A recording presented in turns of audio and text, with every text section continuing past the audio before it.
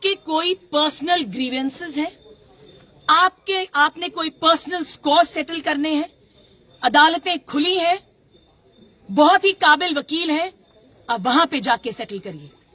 मगर ये जो पीएसए लगाया गया है, याद रखे जम्मू कश्मीर की अवाम, that this PSA is going to set a very bad precedent in Jammu and Kashmir, where there is no voice, there is no democracy.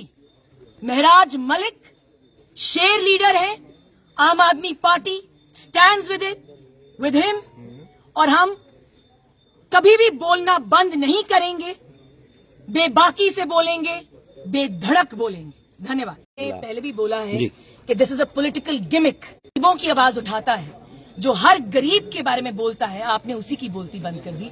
मगर मैं तभी फिर से एक बार रिपीट करूंगी कि आपने महराज मलिक पे पीएसए नहीं लगाया है, आपने हर उस वोटर पे पीएसए लगाया है, डोडा के वोटर पे, जिनको महराज मलिक से बहुत उम्मीदें हैं। मैडम, क्या देखते हैं कि जम्मू कश्मीर में लगातार ऐसे मामले सामने आ रहे हैं, क्योंकि महराज मलिक ने भी कहा कि डीसी डोडा ने कई ऐसे तरह के पीएसए लगाकर युवाओं को अंदर दिया, और इससे पहले 2019 में हमने देखा सिटिंग जो सीएम थे तब, उससे पहले फॉर्मर सीएम्स, उनको भी इसी पीएसए के तहत कई सालों अंदर रखा। आज भी वो कहते हैं कि कई पॉलिटिकल प्रिजनर्स इसी पीएसए के तहत, यूएपीए के तहत भी अंदर हैं। क्या देखते हैं? देखिए, मैंने पहले भी बोला है, this is a political gimmick. Maharaj Malik एक बेबाक लीडर हैं, वो गलतियां जो हैं सिस्टम की वो उजागर करते हैं।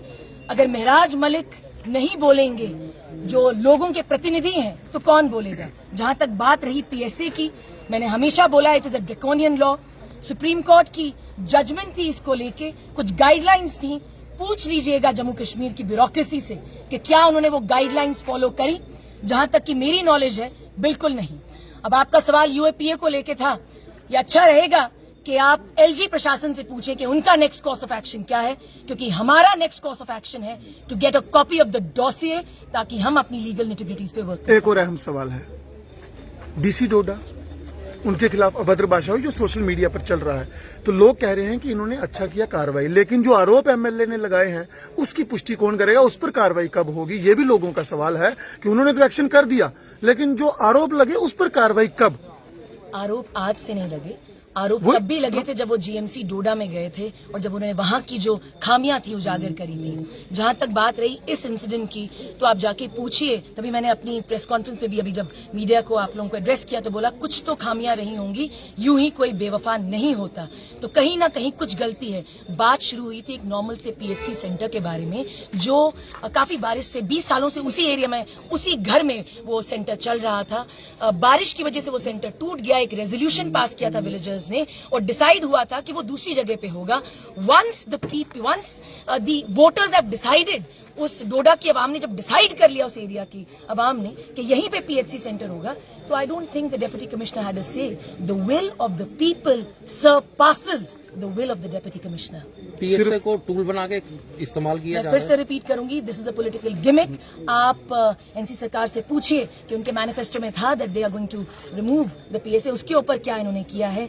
You must ask the present government. सिर्फ लीगल लड़ाई लड़ी जाएगी या फिर विरोध भी होगा? देखिए, हम पॉलिटिकल लड़ाई भी लड़ेंगे या फिर सिर्फ? मैंने पहले भी बोला है कि एक चुप और 100 सुख की राजनीति में आम आदमी पार्टी विश्वास नहीं रखती।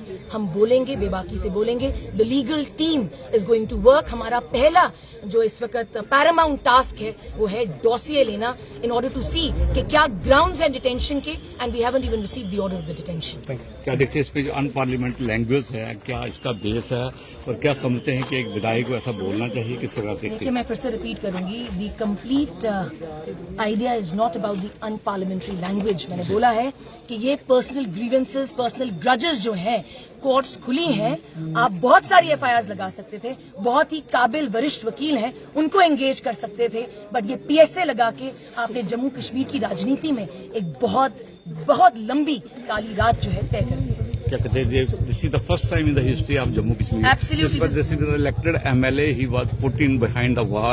You have not put an elected MLA behind bar. Yeah. You have put those voters, thousands of voters who have voted for him. You have put Doda, his constituency behind bars, जिसके लिए वो काम करते थे। I think the public resentment is also come out. And what is the next course of action? The next course of मैंने आपको पहले भी बताया, I'm again reiterating it that हमारा जो मेन जो मसला इस वक्त रहेगा वो ये रहेगा that we have to get the dossier. हमें पता लगाना है what is the order of detention, what are the grounds of detention, ये हमने पता लगाना है.